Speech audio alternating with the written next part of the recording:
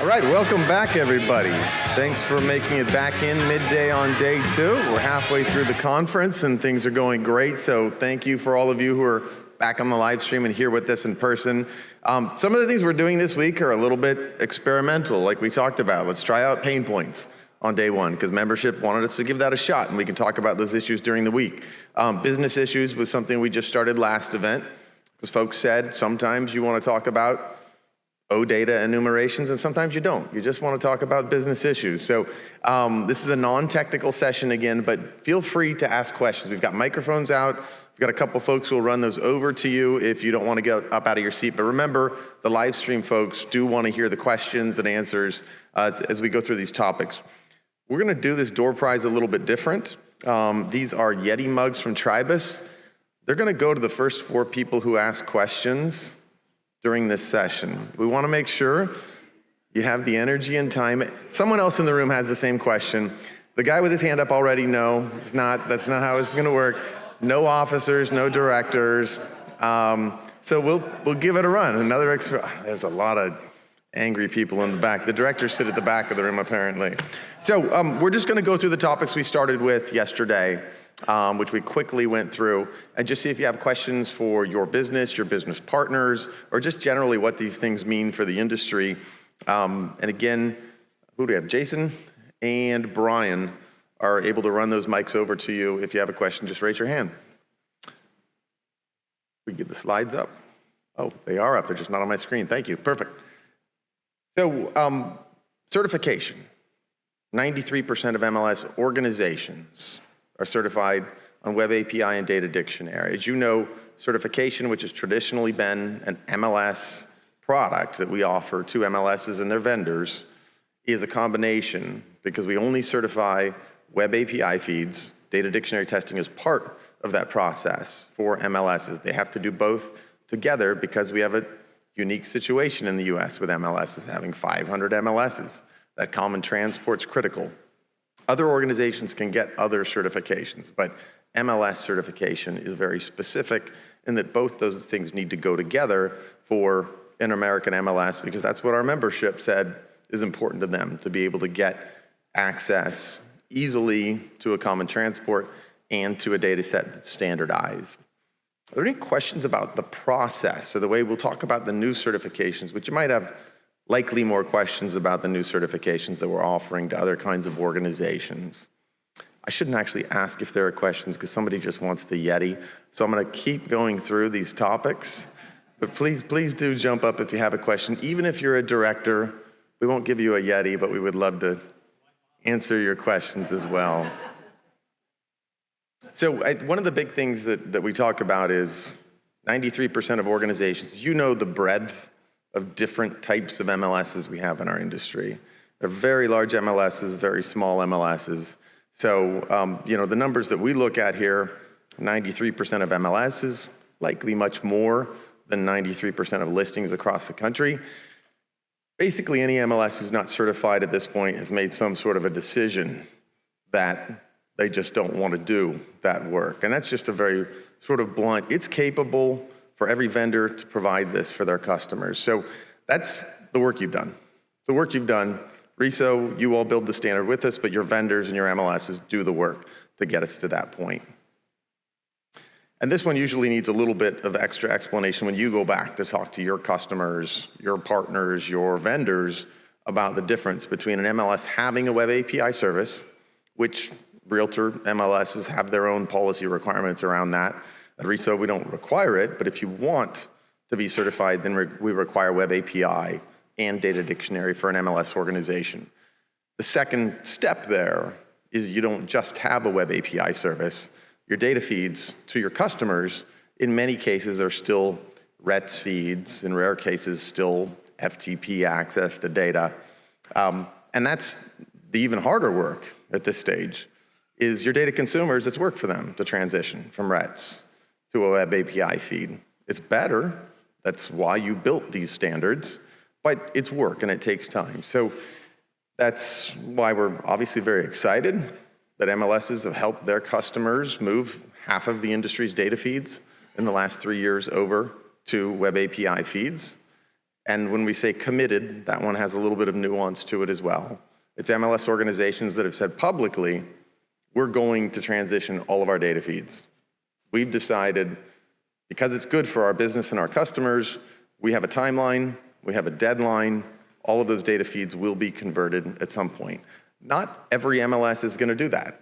Some MLSs have made their own business decisions that they want to support multiple kinds of transport. Other MLSs have said, that's time consuming, it's expensive, it's not in the interest of our customers. We don't get the transition unless we tell everyone that everyone is going to move over. So that's kind of the process there. Obviously those trend lines are fantastic. You're doing that work. We all come together to build the specs, but at the end of the day, your businesses do the work to make those conversions happen. Any questions or thoughts on whether it's your individual organization, what these terms mean, general progress in the industry? Where's Eric? No one wants your Yetis? Somebody out there. We'll keep going. And there's Eric. Good timing. Yes. Could someone run a microphone over? And we're only doing that because the live stream folks want to hear some questions as well. This may be a dumb question, but should we be reporting directly to you as we convert, or is that information coming from our like Paragon to you? Not a dumb question. It's a great question. That's self-reported. So at the end of the day, your vendor's not going to come to RESO and say, all of this MLS's customers have done X, Y, and Z. You as an MLS are the ones who are going to say to us, this is the percentage of our customers who've converted, and if you have a plan and a timeline, we're going to convert the last 10%, the last 50% by this date, this month, in the future. Again, none of this is mandated. This is a lot of things in the industry with standards. There's carrots and there's sticks. Well, it's mostly carrots at RESO. It's mostly positive, good PR, good benefits for your customers. There's no mandate that an MLS convert all of their feeds, but we see lots of benefits and lots of MLSs saying it was a critical thing for them to move their entire customer base over. So you can just send us an email. Let us know. We send out something about every quarter to all of our MLS members asking if there's an update in your progress in converting customers to Web API. But it's a pretty straightforward one-to-one conversation. You let us know what your plan is and we can add that. You'll see it on our website at reso.org. Every MLS, their progress towards 100%. And most of our member MLSs are updating us with those stats as they move forward. Thank you. That's correct. She does get a Yeti. You don't have to come up right now for it, but if you'd like to. Great.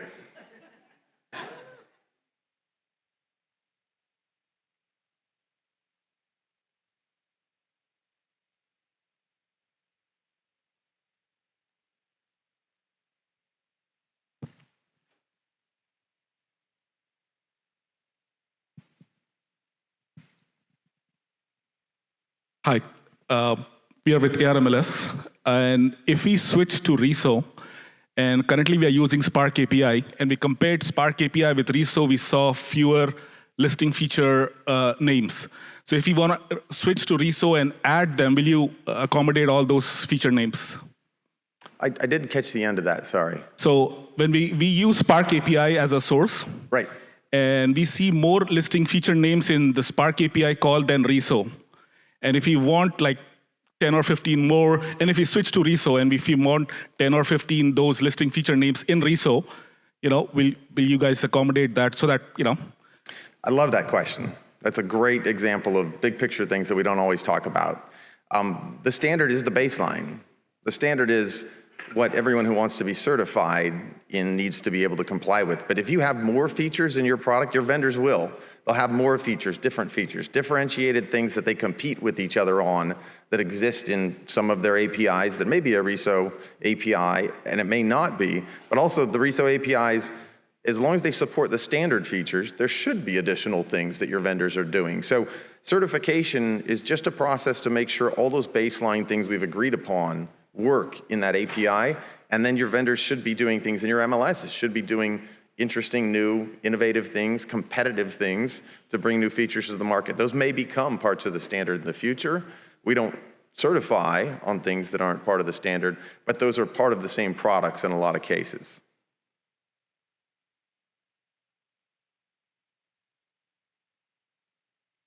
We can get this to you afterward, unless you'd like to come up.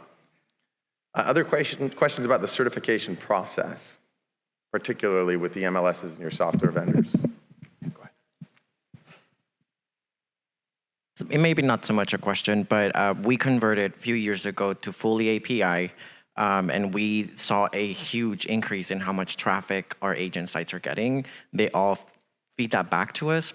So if you're on the fence, I think it's super important that you really do consider switching to full API. The data travels quicker, your clients are gonna be happier, and at the end of the day, if you're talking about data sharing with your neighbors who are also doing API, it's only gonna make things easier. So the data is gonna travel a lot farther, and I think your clients or our members as a whole, they're much happier with the way that the data travels now, So another great example of the big picture that we don't always talk about when we're really focused on a certain thing we're updating in a work group is that what you do in your internal systems, RESO has no say, no part. You might have proprietary data. You might have 10 different endpoints in the way you transform your data. We look at the interface, the API. What comes out of the API is that interoperability we're looking for when you do data shares, when you do common integrations with other data partners, but you still have the flexibility to do whatever it is you want on the back end. That's not something that RESO gets involved in, but as Humberto pointed out, it does make a lot of those processes easier because all the other vendors are building things based on the standard. You can just plug that data in most cases to those products. And then if you have other reasons to do custom things within your back end, great. It's not RESO's place to say, don't be innovative on your own. It's that one very narrow specific item where we want that interoperable data to work in those. So you can get a Yeti even though it wasn't a question. Thanks, Humberto. No, okay. He's on the board. I don't know if I can argue with him. Ooh, wow, John, that did not go over well. He won't use the microphone either. That's tough. So I think that kind of, is represented in this. Oh, Rob, great. Do think that, because we actually have this coming up as an agenda item as well, if we could mention the forward compatibility with regards to certification. Please do. We've got the expert at the microphone right now. All right. So one of the important things about certification, a lot of people talk about backward compatibility. And so I'll mention this really quickly. The problem with backward compatibility is it equals letting people continue to use the old standard for longer, right? And so that needs to be defined. I love what Transport's working on, tagging this thing as legacy, right? I think that's a great controlled backward compatibility. But right now we got a 1-year line in the sand. Now we're constantly coming up with new things, right? And this is the forward compatibility. So I'm on 2.0, somebody comes out with 2.1, right? A thing for 2.1, right? And you're still on 2.0. Well, you want to change that thing to be with the next version, right? Certification has a mechanism to recognize that this is in the next version. And so if you get dinged, you can call it out. You probably won't get dinged, but I think that forward compatibility is an important thing when you're implementing so that you don't necessarily have to save it all up at once. You can actually leverage this. Now, data consumers are not liking what I'm saying right now because they're seeing more change going on, but I think having that forward compatibility understanding is an important part of your strategy, especially if you're running into things that are difficult and are challenging for you to meet. Thank you. And Rob's running the data dictionary meeting right after this. So data dictionaries today, the transport meetings are tomorrow. Things will go non-technical until the point I need to hand it off to a Rob or a Paul or a Sergio. So glad to have you guys in the room as well.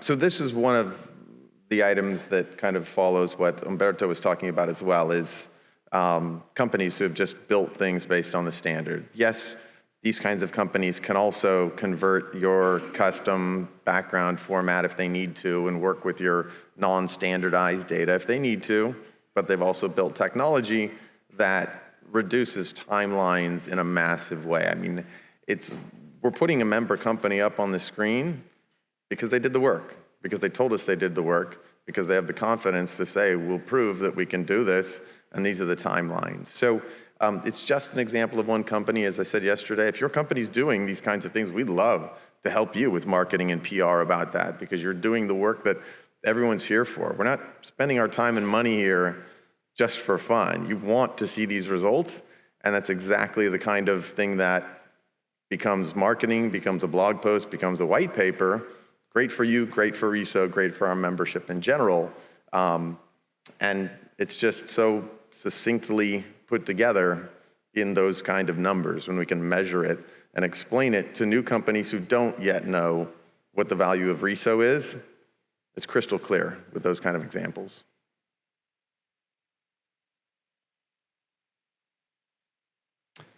So Data Dictionary 2.0, obviously a big change, big benefit to the industry.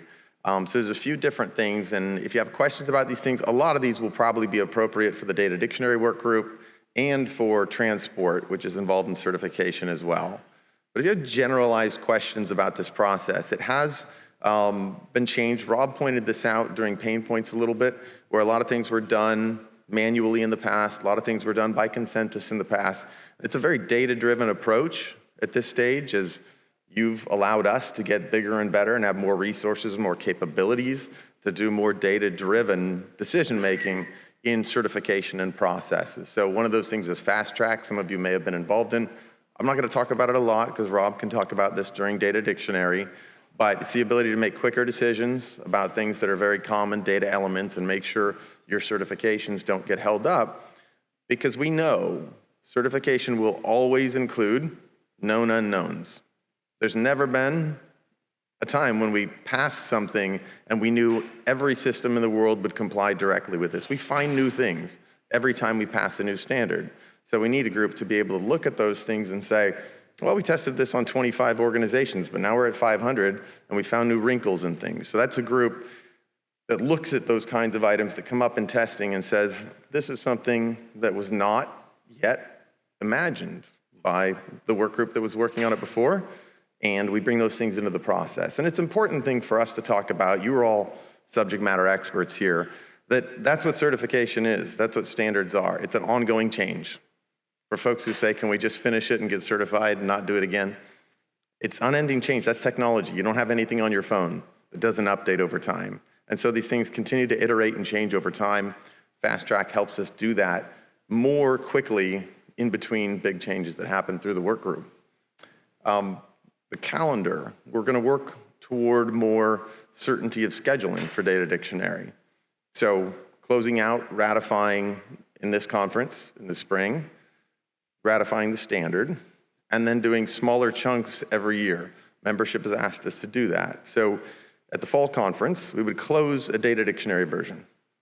And again, Rob's going to talk about this. We don't need to spend a lot of time on it, but we close the Data Dictionary version so that next year you can add new elements to the next version, and then we have time to do this testing and find out, what did we not see?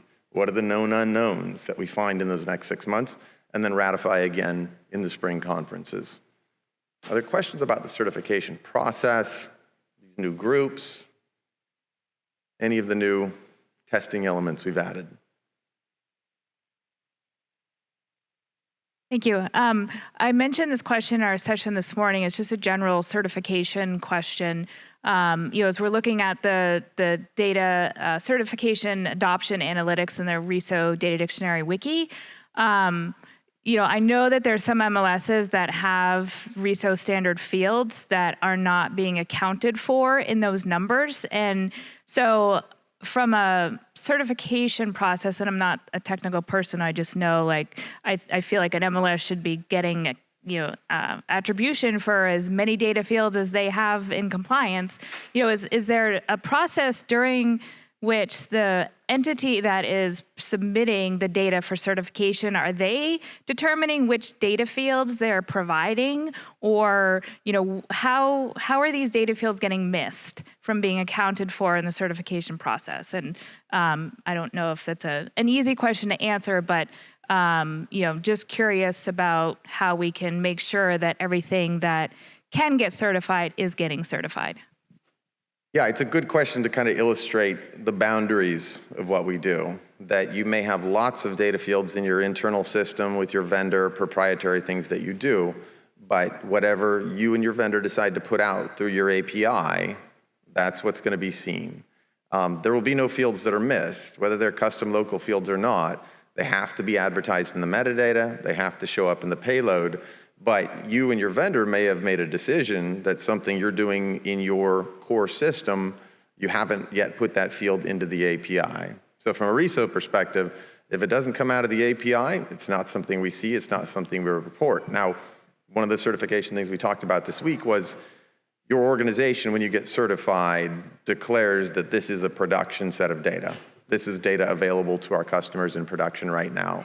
But it may be the case that you and your vendor have not yet taken some of those localized fields and put them into the API. Now, your customers need those fields. We don't think that customers only need standard fields. They need your custom local fields. Those are important. They're part of the data set. But they also need to be in the API for us to validate them. Even if they're custom and local, we can see that they're properly advertised to customers in the metadata, that they show up in the actual data set in the API. So what we report on from certifications is the existence of those fields, which is advertised metadata. Again, if you're not technical, it's just the advertisement for what's on the server. And then are they available, which means not just is there a field, but is it used in your market? And there's lots of fields that are used in one market and not in another market halfway across the state. The agents just don't use that. And that's just local practice. But that's what we show in reporting, is whether the fields are advertised and whether they're what we call available, which is they're used and there's data in those fields. And that's what you'll see in certification reports.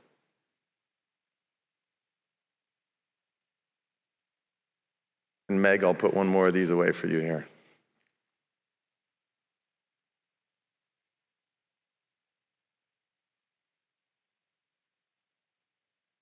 For those on the live stream, the peanut gallery is getting lively right now, so it's okay. It's second afternoon. RESO common format. You heard our broker advisory group talk a little bit about it today. This is a huge opportunity. We've been talking about it for a couple of years now, but it allows everyone else to get on the standards bandwagon, not just the MLS and their vendor. So this is just a simple way to format a data set, whether it's a package of open houses that you want to send to one vendor, whether it's a set of roster data that the AMS wants to send to the MLS or to a broker, whether it's full listings. It's a way to package it up. Doesn't require you to have a RESO web API service, which all of our American and North American MLSs are building out. But it's a simple way to do that. You know, some of our large vendors who are the most popular consumer websites in the industry have built a format that they ingest data in that format.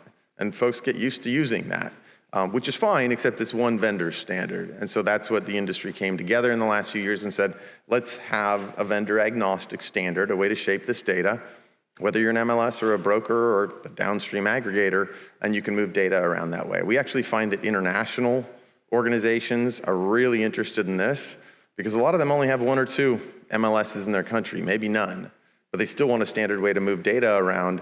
A lot of them are interested in international referrals. They want to do business across borders, and they want a way to consistently give that information to their referral partners so that they can all be on the same page, at least with the information, even if their sales practices are different. So you saw a handful of companies that got certified on it this year, which is a very new certification, but Agent Book, which is an AMS from Canada. We had, boy, I should have that slide up right now, guys. iGuide from Planetar, which is the digital tour company from Canada, and MPAC, which is Ontario's government agency for property assessment, which is a new thing for us, for government organizations, but we have multiple government organizations joining now because they have the same need for these kinds of standards and accurate data.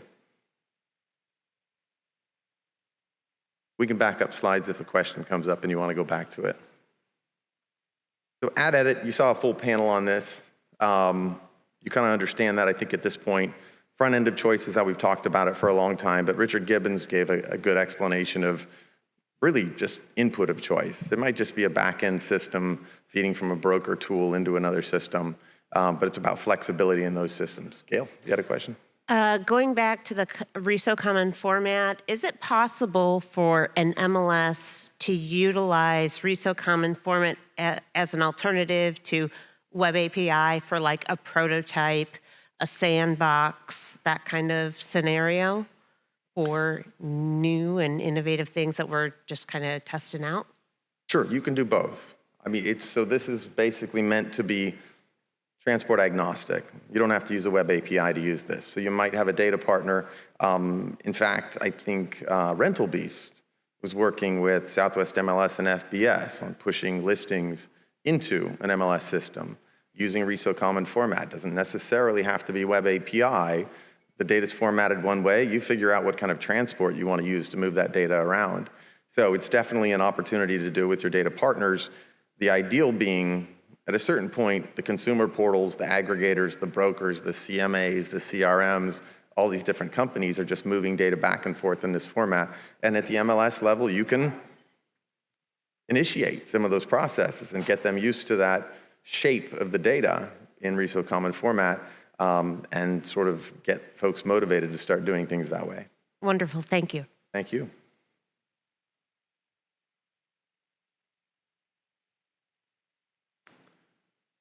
So at edit, we talked about a little bit already. Validation expressions, again, just business rules. If the list price is not more than 0 and has a letter in it, well, it fails the business rules for input. We had a good panel on that already, so you've heard a lot about it. But are there more questions about what these things mean, how they can be used going forward? And I'm sure Transport's going to talk about these a lot as well. From a business perspective, do you have any questions about who you'd be working with, how this would work in your market or with your brokers? If I put more Yetis back up on here, will we get more? It's all right. Now it's going to sound really technical, but it's not really. So entity event and webhooks is just a way we log information coming into the system, and the way we tell the system there's something that changed, let's update it. So the traditional process as a data consumer is you check and check and check and check. Is there a change? Is there a change? Is there a change? It's expensive. It's time consuming. It's a strain on resources, but that's very traditional.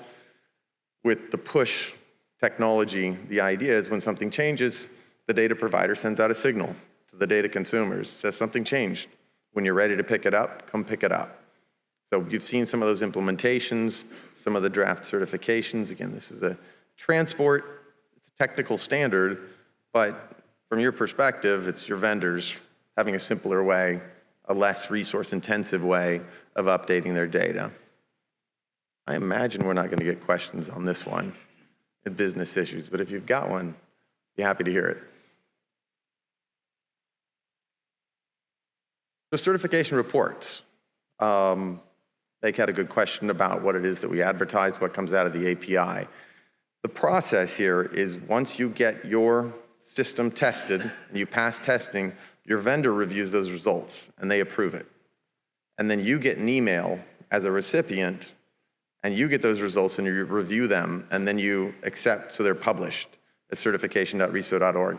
That's a big miss actually right now. A lot of folks are still learning that process, that you have to see that email, review the results, and approve it so it will show up on the website. So even though we have 1,000 certifications in RESO Analytics, lots of organizations have still not approved those results to be published, which technically means they're not certified yet. We're reaching out to your vendors. This is really about us talking to your vendors and you talking to your vendors, because that's the most direct business relationship, is you and your vendor getting that certification done. But if you don't see your company's or your partner company's results at certification.reso.org, you should ask folks, have you seen your results? Have you approved them so that they get certified and published? Any questions about what you see in certification reports?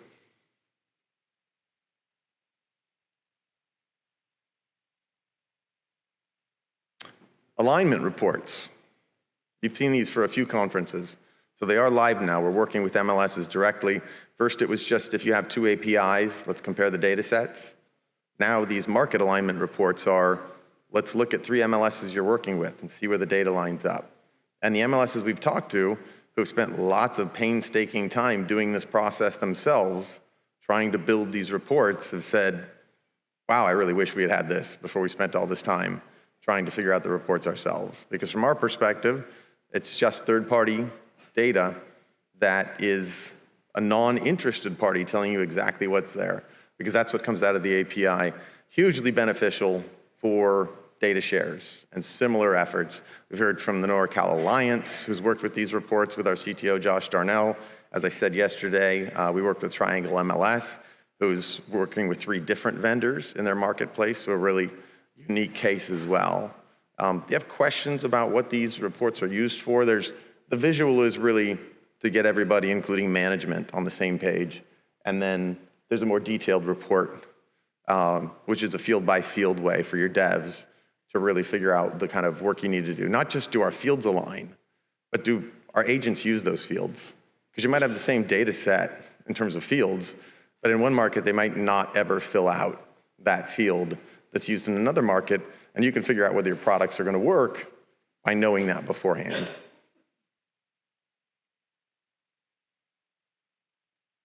Working with Real Estate Data Course. You've seen it. I'm not going to spend a lot of time on it. You told us to build it. It's been very successful. Huge onboarding tool for a lot of organizations. Any questions?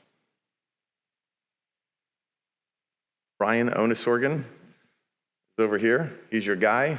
Grab him when we're done here. If you have any questions, our membership manager, he's our lead person on the course. Katie? Hi, Sam. When is the Red T course going to be ready? So that's a great question. We would have loved to have had it done last year. And it turns out the Data Dictionary 2.0 certification became a priority. So we're hoping this next quarter, but that requires our top-level technical staff to write that. As much as I would love to write it myself, you want engineers writing the technical course. So we're hoping shortly in the next quarter. I'd imagine Q3 is probably definitely a timeline when we have that. So for those who don't know, Red T is a technical course. This is a business course. All concepts for anyone in the industry can take this course and understand it. The technical course is more, do you want to work with the API? How do you do those requests? What do the data types look like in the data dictionary? So much more developer related. Other questions on the course?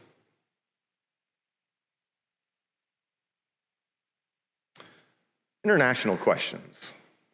Obviously, we talked about membership. It's been a huge surprise, a great surprise to us that organizations call us and say we want to be a part of what RESO is doing. Organizations we've never heard of before, from countries we've never worked in before. And again, it's important because standards are not a national thing. There's no African Bluetooth. There's no European Wi-Fi. They're technical standards. They're global. And that's what our partners across Europe, West Asia, Central and South America have said to us. Because that's why they want to be a part of that. And multilingual is a big part of that as well. We talked a little bit about the international MLS forums that we're a part of now. Again, these happen at the end of the European Trade Organization's annual events. So they have their annual event. We have the MLS forum right at the end of that. It's a perfect place to get all of those representatives from the trade organizations involved. And CEPI, this European Trade Organization, is now a member of RESO. They see the value. They want their local markets to implement RESO standards in those markets.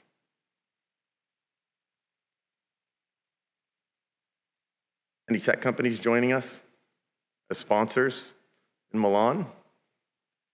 Talk to your tech vendors, because we actually have a really good lineup of tech companies coming to this event. We're excited about that.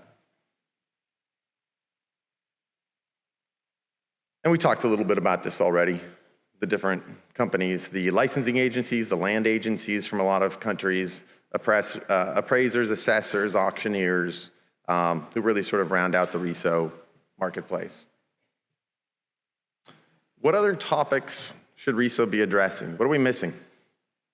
What's happening in your business, in your marketplace, that RESO is not addressing?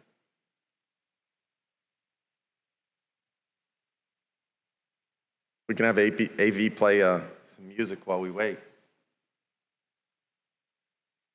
All right, it's after lunch. You think about that. Any questions about the logistics for the rest of the event here?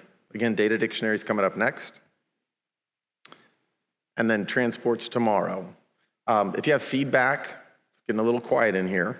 So you go ahead and let us know. Come out and meet us outside. Let us know what you think about this excuse me, new schedule this week. Pain points first, transport at the end. Do give us feedback. That's how we set up these events. So if there are no other questions, tell us what you thought about this business issues. How can we do this better? Again, this is an experiment. We're doing this because we had that feedback that folks want a non-technical session. I know we can do more Yeti mugs, but how else can we make this more interactive for you? You don't want me to sit up here and just talk to you all day. Tell us, not today, maybe tomorrow, maybe when you go home, how we can make this session more valuable for you, because we want this event to be 100% based on member feedback, what's most valuable for you and your organization being here. Thank you for taking the time. Let's let Rob Larson come up and start Data Dictionary.